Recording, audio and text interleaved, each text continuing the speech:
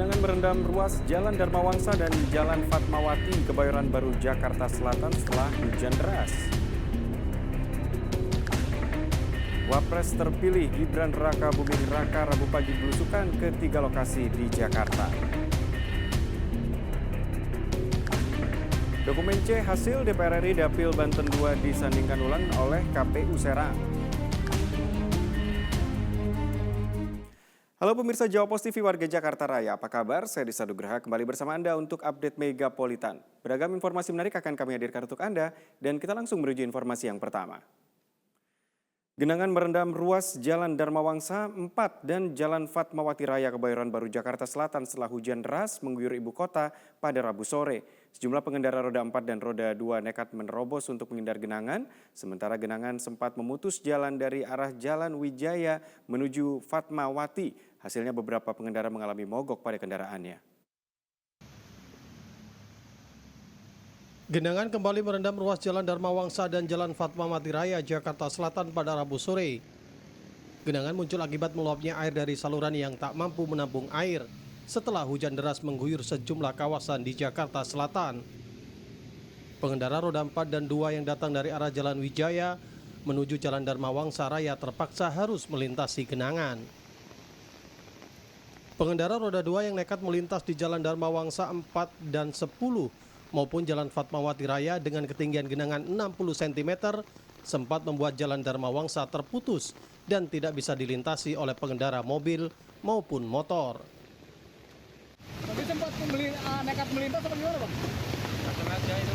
Sengaja, terus mengalami mogok? Dari mana mau ke mana abangnya? Dari Tendean mau ke Pondok Indah. Ini pulang kerja atau gimana bang? Pulang kerja. Lo kerja dengan abang siapa? Jadi gini bang? Karena mobil kalau dekat jangan nampung pintu airnya. Bang, tadi ada sempat mobil truk yang mogok ya bang ya? Iya. Nah itu kenapa bang? Karena dipotong mobil, makanya mogok ya. Dia nekat terobos apa gimana? Nekat terobos. Nekat terobos. Ini dalamnya sendiri berapa sih bang? 30 cm. Sudah 30 cm bang ya? Iya. Bang dengan apa? Hujan dengan intensitas tinggi dan sedang masih mengguyur sejumlah kawasan di ibu kota. Pengendara diimbau untuk berhati-hati dan mengutamakan keselamatan saat berkendara pada kondisi hujan. Warga juga dihimbau agar tidak berteduh di bawah pohon untuk menghindari hal-hal yang tidak diinginkan. Sementara itu hujan deras disertai angin kencang yang terjadi di Jakarta membuat pohon pepaya Jepang yang berada di halaman kos-kosan tumbang dan menimpa mobil di Jalan Keramat Sentiong Ujung, Senen, Jakarta Pusat pada Rabu petang. Meski tak ada korban, kendaraan roda 4 mengalami kerusakan pada bagian atap akibat tertimpa batang pohon.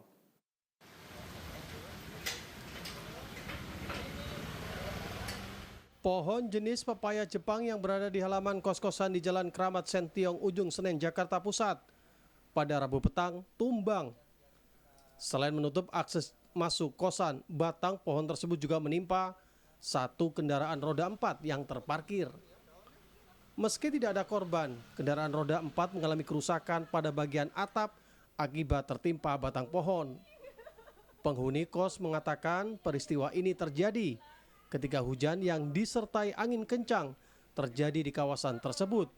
Lalu tiba-tiba pohon ini tumbang dan menimpa mobil. Karena angin kencang jadi ambruk, jadi menimpa mobil juga. Yang pohon, yang menimpa pohon apa mbak? Tahu juga ini namanya pohon sayur ya.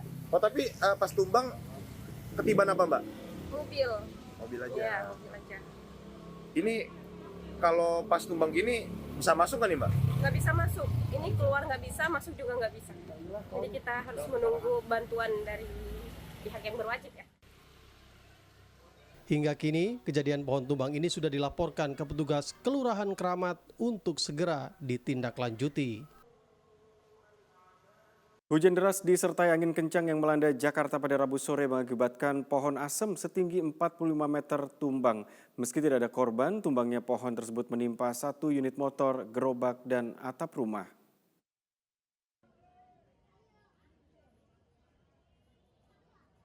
Beginilah gambaran tumbangnya pohon asem setinggi 45 meter di Jalan Kali Pasir Menteng, Jakarta Pusat pada Rabu petang. Tumbangnya pohon tersebut diakibatkan hujan deras yang disertai angin kencang. Salah satu saksi mata Imam menyampaikan saat terjadinya hujan deras, pohon tersebut pun sudah berbunyi seakan ingin roboh. Namun hal itu terjadi setelah beberapa saat angin bertiup sangat kencang. Menurutnya meski tidak ada korban jiwa, tumbangnya pohon tersebut mengakibatkan kerusakan pada motor, gerobak hingga atap rumah warga. Petugas damkar yang datang ke lokasi langsung mengevakuasi pohon setinggi 45 meter tersebut.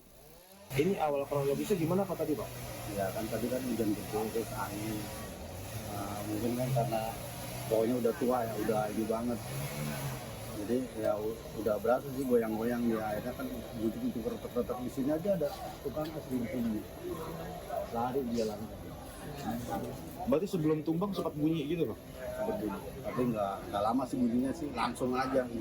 Cuman goyang tapi nggak bunyi. Ada yang tertimpa Pak? Ada paling cuma motor aja satu. Sama apa aja lagi Pak? Kalau untuk rumah warga Pak? Yang sebelah itu Pak? Gerobak tahu jaletop. Kalau ini nimpa apa Pak yang ini pohonnya ini Pak? Paling atap rumah. Atap rumah ya Pak ya? Itu warteg kena Pak. Warteg di dapur ya sebelah. Dikit kena. Nah, bekas atapnya. Bang, Di atas dapur. Bang tahu Bang ini pohon apa Bang? Pohon asem. Udah lama banget sih, udah tua banget kan pohon asem. Jadi hujan deras Bang? Wah, deras banget, gede banget ini. Hujan, angin. Ya untuk sementara ditutup jalan Mas. Ya sementara itu. Paling 2 harian apa. Karena itu gede banget ini. Akibat tumbangnya pohon tersebut membuat akses jalan menuju Menteng, Jakarta Pusat terputus hingga evakuasi selesai dilakukan. Beralih ke informasi lain, pemirsa, tingginya volume penumpang kereta api pada masa libur panjang sekolah hingga mencapai 194.824 penumpang membuat PT Kereta Api Daob 1 Jakarta menyediakan sebanyak 8 kereta api tambahan.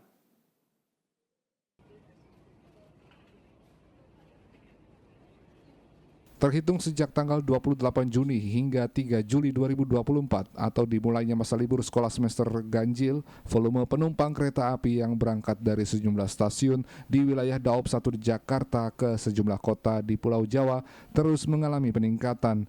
Bahkan dari data periode tersebut, jumlah penumpang kereta telah mencapai 194.000 lebih penumpang.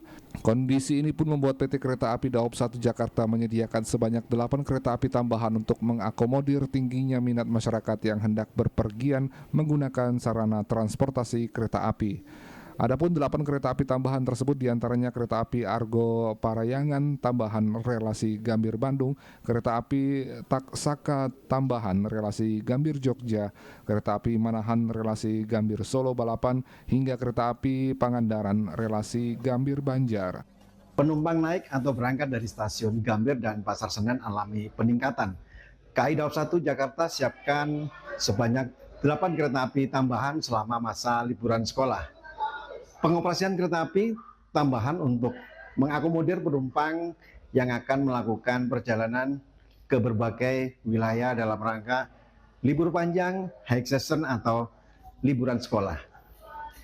Peningkatan jumlah perjalanan kereta api ini merupakan bagian dari komitmen KAI khususnya Daob 1 Jakarta untuk meningkatkan pelayanan kepada pelanggan, terutama pada masa high season seperti periode liburan sekolah saat ini. Sejauh ini rute favorit masyarakat pada periode long weekend tersebut adalah Jakarta Surabaya PP, Jakarta Solo PP, Jakarta Malang PP, dan Jakarta Yogyakarta PP serta relasi lainnya. Kepada para calon penumpang yang sampai saat ini belum memiliki tiket, silakan menghubungi kontak center kami di CC121 atau web resmi PT Kereta Api atau channel eksternal yang bekerja sama dengan PT KAI. Sementara pada hari Rabu, penumpang kereta api yang berangkat dari sejumlah stasiun di wilayah Daob 1 Jakarta jumlahnya mencapai 26.900 penumpang dengan rincian 7.000 penumpang berangkat dari stasiun Gambir, 12.000 penumpang berangkat dari stasiun Pasar Senen, sementara sisanya berangkat dari stasiun lainnya seperti Jatinegara, Bekasi, hingga Cikarang. Kami jeda terlebih dahulu. Update Megapolitan kembali sesaat lagi.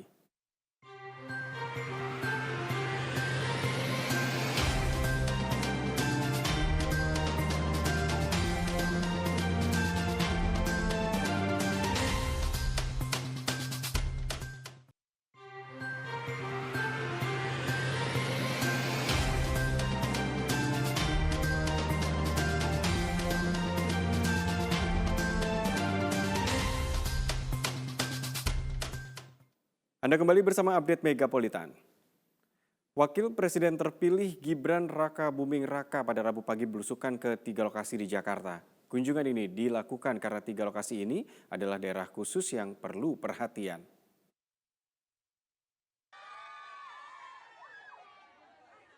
Gibran Raka Buming Raka, Wakil Presiden terpilih 2024-2029 pada Rabu pagi belusukan di sejumlah daerah di Jakarta. Belusukan Gibran kali ini ditemani artis Raffi Ahmad. Pertama ke wilayah Pasar Manggis, Jakarta Selatan. Putra sulung Presiden Joko Widodo ini langsung melanjutkan perjalanan ke lokasi di kawasan Johar Baru, Jakarta Pusat. Susu dan buku kembali dibagikan di wilayah ini. Pasar Nangka di Kecamatan Senen menjadi lokasi terakhir belusukan di Jakarta. Di sini anak-anak dan ibu-ibu nampak histeris melihat kedatangan Gibran dan Raffi Ahmad. Gibran mengaku kunjungan ini dilakukan karena di 3 lokasi ini mendapat perhatian khusus. Hari ini kita ke 3 titik ya, 3 titik kawasan yang perlu perhatian khusus. Ada kawasan kumuh, di sini ada pasar. Intinya nanti ke depan tempat-tempat seperti ini, terutama yang ada di Jakarta ya, akan kami beri atensi penuh. Ya, jadi biar pasarnya makin ramai, makin proper, makin bersih, dan juga yang beli makin banyak. Dan juga kampung-kampung yang kampung-kampung padat, kampung-kampung kumuh akan lebih kami perhatikan lagi. Sanitasinya, kesehatannya, anak-anak yang stunting akan kami perhatikan lagi. Kira-kira seperti itu.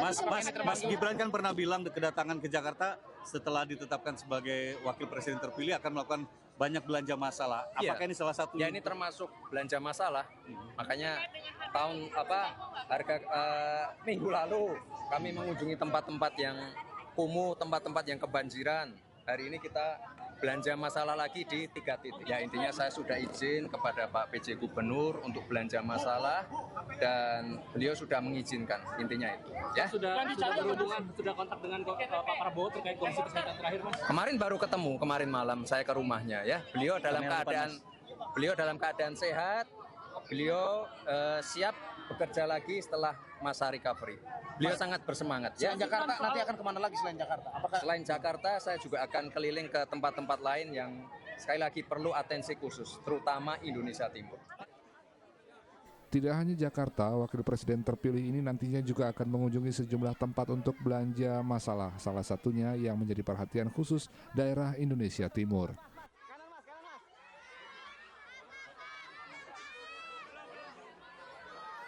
DPD Partai Demokrat Jakarta usulkan nama PJ Gubernur Jakarta Heru Budi Hartono maju sebagai kandidat gubernur pada Pilkada Jakarta 2024. Menanggapi usulan tersebut, Sekjen Partai Demokrat Teguh Rifki Harsya mengaku hingga kini partainya masih mengkaji aspirasi dari DPD mengenai calon kandidat gubernur pada Pilkada Jakarta mendatang.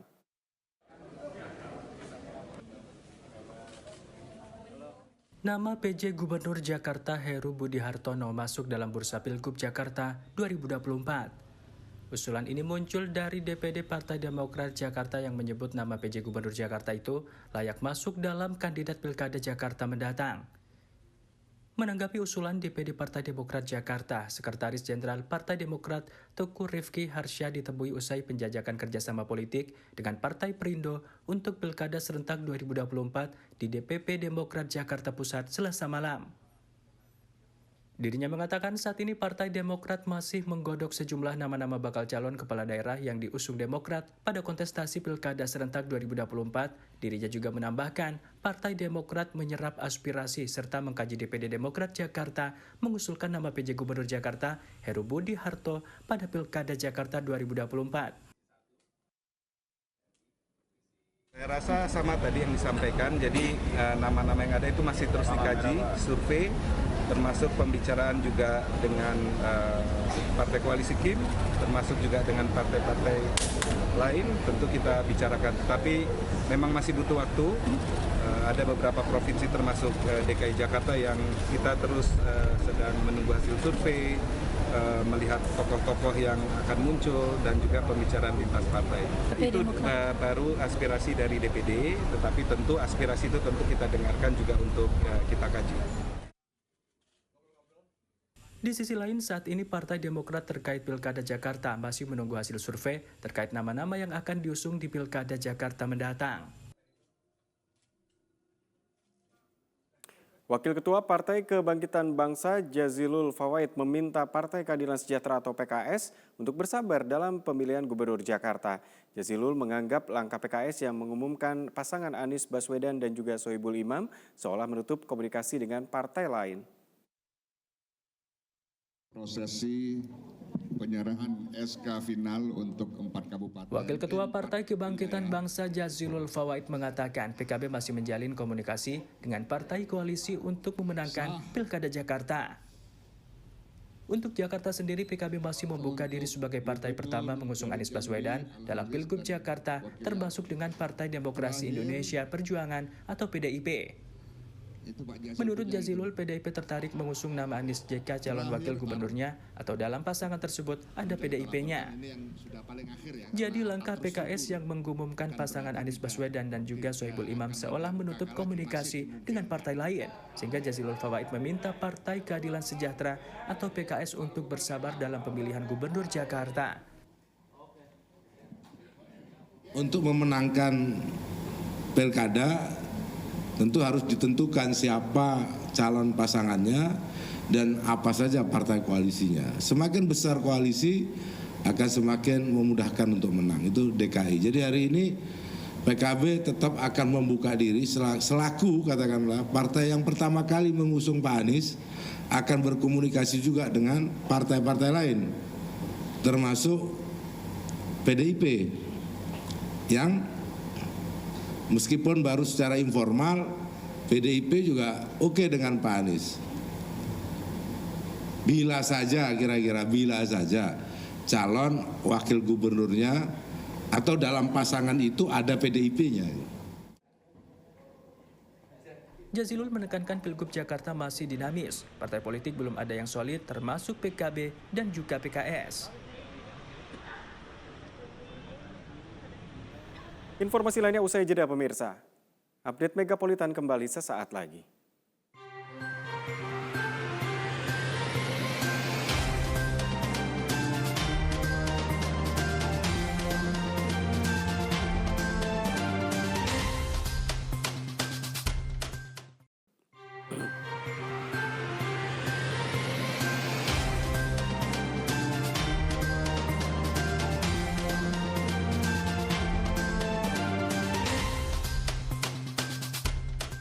Kita menuju informasi berikutnya. Komisi Pemilihan Umum Kabupaten Serang, Banten melakukan penyandingan dokumen C hasil untuk menentukan hasil akhir perolehan suara untuk kursi DPR RI di daerah pemilihan Banten II.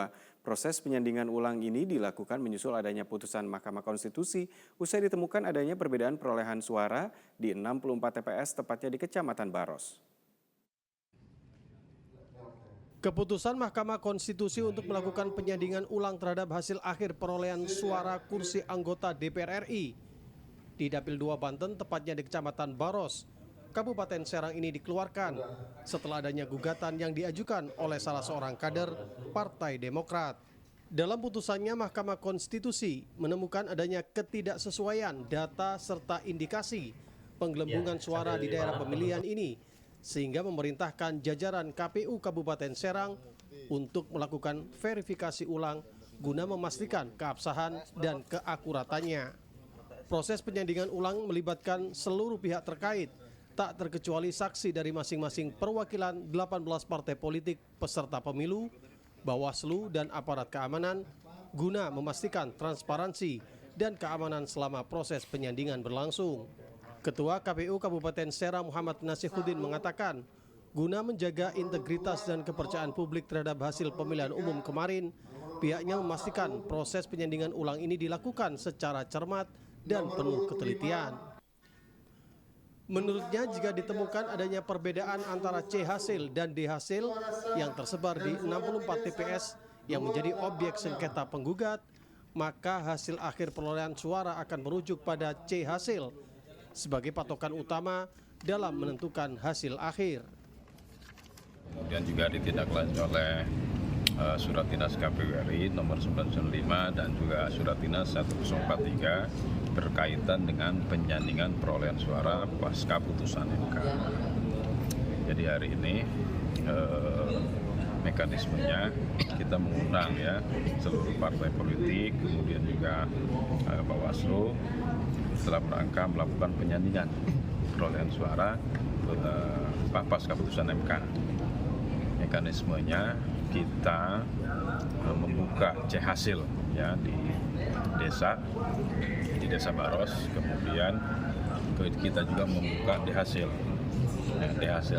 Kemudian jika D hasil itu perolehan suaranya ada berbeda dengan C hasil, maka kembali ke C hasil. Jadi C hasil yang jadi patokan.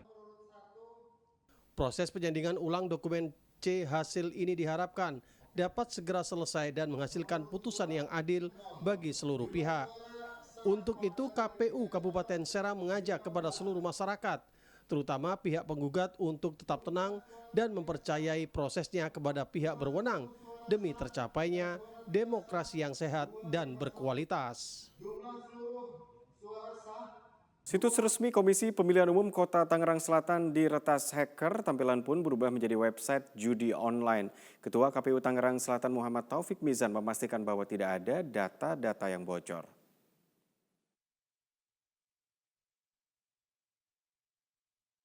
Beginilah penampakan situs KPU Tangerang Selatan, tampilannya seperti normal atau tidak terjadi kendala. Namun saat pengecekan satu kolom link di situs KPU Tangsel langsung mengarah pada situs judi online www.linaskincare.com.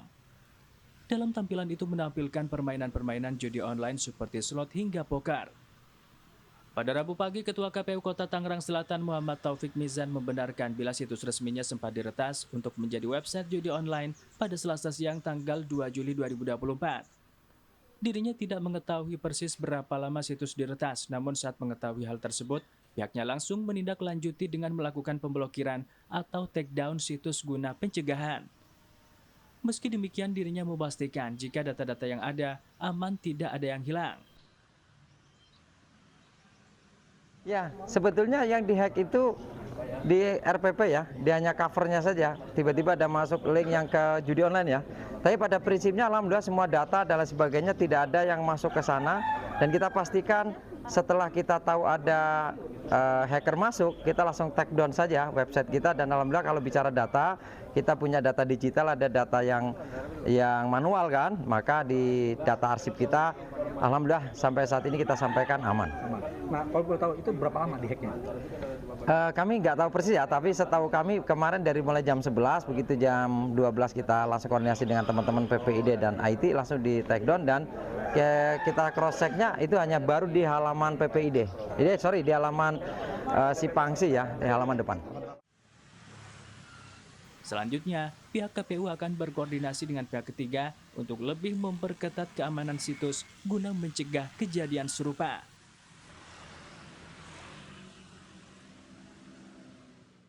Kota Tangerang menjadi tuan rumah perhelatan cabang olahraga dalam Pekan Paralimpik Pelajar Daerah ke-8 Provinsi Banten. Penjabat Wali Kota Tangerang Nurdin menargetkan Kota Tangerang untuk dapat menjadi juara umum sehingga dapat menyandingkan dengan juara umum Popda tahun 2024.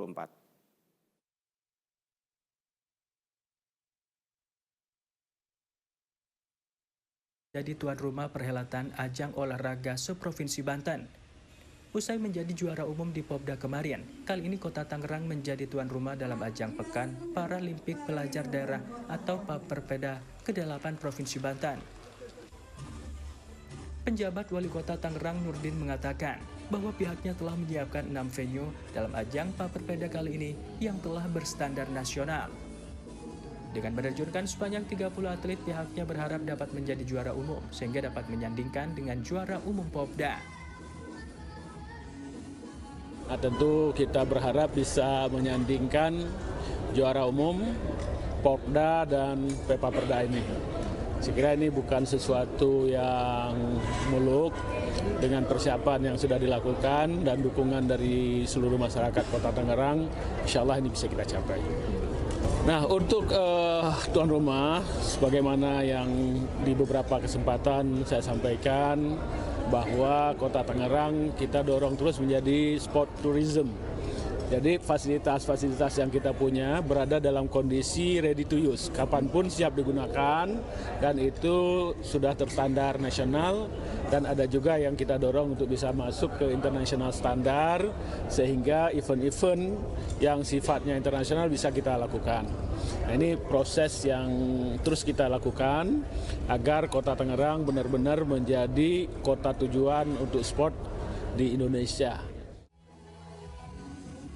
Sementara itu, Kepala Dispora Kota Tangerang Kaunang menyampaikan Paperpeda ke-8 ini akan digelar hingga Jumat 5 Juli mendatang. Pihaknya berharap mendapatkan hasil terbaik sehingga dapat menjadi juara umum. Untuk khusus Kota Tangerang ada 30 atlet yang akan dipertandingkan, ditambah dengan ofisial pelatih, asisten pelatih.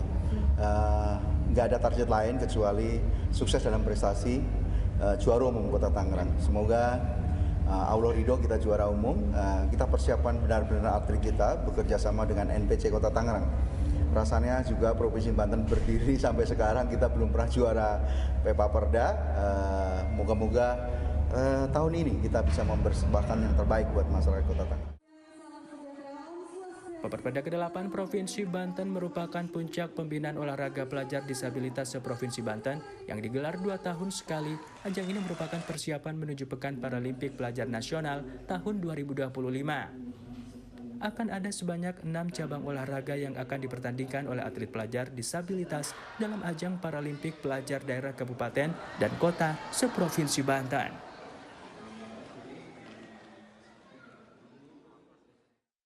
Kami akhiri update Megapolitan hari ini, pemirsa. Terima kasih atas kebersamaan Anda selalu di Jawa Post TV, independen, respect, menghibur. Saya Disa Nugraha bersama tim yang bertugas pamit undur diri. Selamat melanjutkan aktivitas Anda hari ini dan sampai jumpa.